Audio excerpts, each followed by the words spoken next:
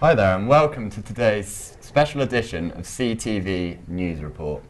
I'm Benji Williams, special editor and reporter over from Swansea, who's come over to have a little look at your news station, and we've brought a few friends from over the pond as well.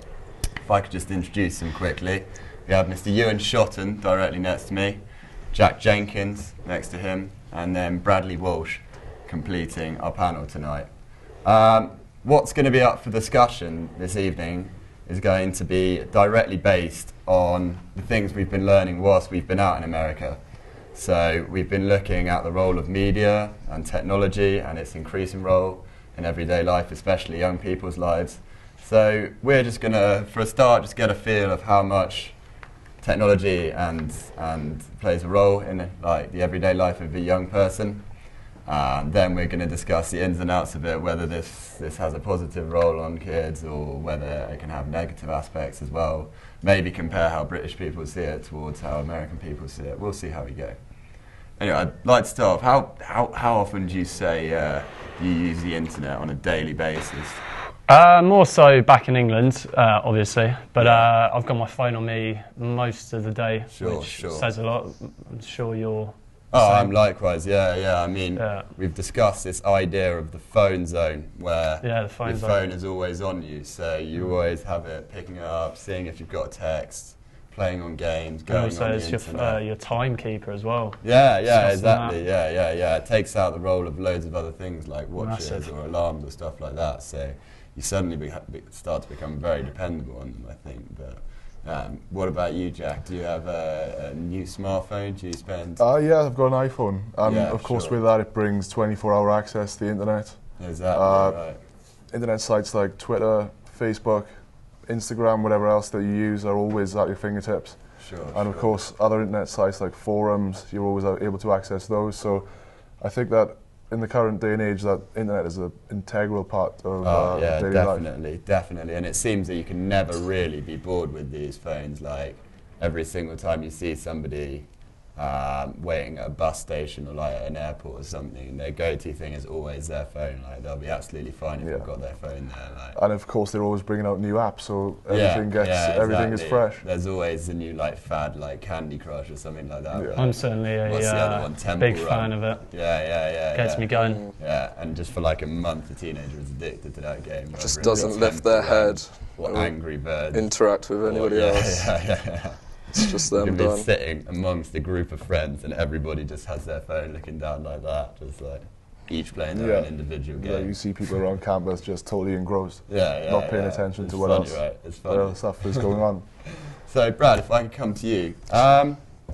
In terms of, I mean, we've had a bit of a go at media and technology and technological resources so far, but obviously it brings a lot of good things having this great technology for iPhones, for laptops, like the fact that you can be anywhere in the world but still get whatever, information, do whatever you want to do, make a call back home. We haven't talked about Skype. Skype's another like massive one. Like, the fact you could be anywhere in the world and just have a conversation with someone and basically be in their room, even though you're like absolutely miles away. But I don't know if you guys use anything like that. Yeah, no, I've used Skype before, FaceTime on your phone. Yeah. It's pretty amazing, really. Every time you use it, you're just like, wow, can I really do this? Yeah, and this works perfectly. It's like I had a internet conversation on Skype, a video conversation with my parents back home the other day. And it was as if I was in the actual room with them. And of course, thousands of miles away, having a real-time conversation. And of course, technology brings that type of technological advances, and it's incredible, really. And you can only count that as like a massive pro. I mean, like we've gone through and said everything that is kind of technology, like taking over our lives a little bit, but that kind of thing can only be good. Of course it shrinks the world. It shrinks the world. Exactly. The distances don't seem that great anymore. Yeah, and you're literally, like you said, just. Although you're in America, you're in your front room. You're like sitting down on your sofa if they put the laptop down on the sofa, watching TV. Yeah, that's actually what happened. Really? It's incredible. I'd kind of enjoy that, going back home and watching a bit of Sky Sports, to be honest. Yes. Catching up with a bit of telly. So, I mean, apart from the fact that, it brings us all together and stuff, and And like, it's, you know, how far technology has come on is like really amazing. I mean, the stuff they're making now is like, I can't even understand what it is, to be honest. Like some of the new things that, what was the new Apple technology, iWall or something like that, or I know Pete was telling us about it the other day in class, and it's just like, I can't comprehend it. Like, it seems such crazy technology, but you have to also look at it, I think, from like a practical point of view.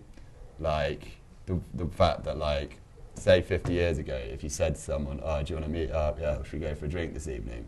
You would have to meet, you'd say 8 o'clock, you'd have to just meet there at 8 o'clock, that was it. Like, well, I think relationships have changed, just general ones. Back when we were younger, I certainly didn't have a phone till secondary school. And I couldn't, exactly. Well, you'd arrange the day before. Yeah. And just hopefully you'd all pitch up and like, kickabout. Yeah, definitely. Like, almost a bit superficial now. I know. With all the texting and like, WhatsApping. Yeah. You'll get like an update from someone on the way being like, oh, I'm on my way, and then it's like, no, I'm 20 minutes late. Arrange times are only sort of guidelines at the moment. Yeah.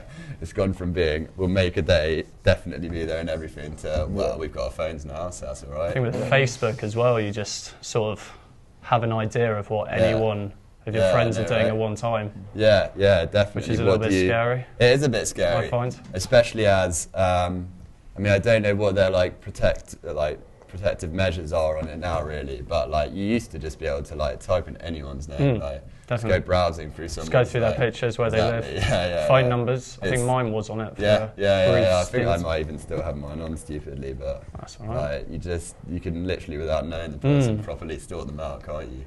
Find that kind of weird about social media. It's obviously a really, really good thing. Don't get me wrong, I'm like always on Facebook. But it is just wherever you look. The phones are on us the whole time. Can't get away from it. I know, right? Well, anyway, guys, that's been a thrilling talk. Thanks very much for joining me today. It's very kind. We'd like to thank everyone at CTV for having us. It's been an absolute joy. Thank you very much.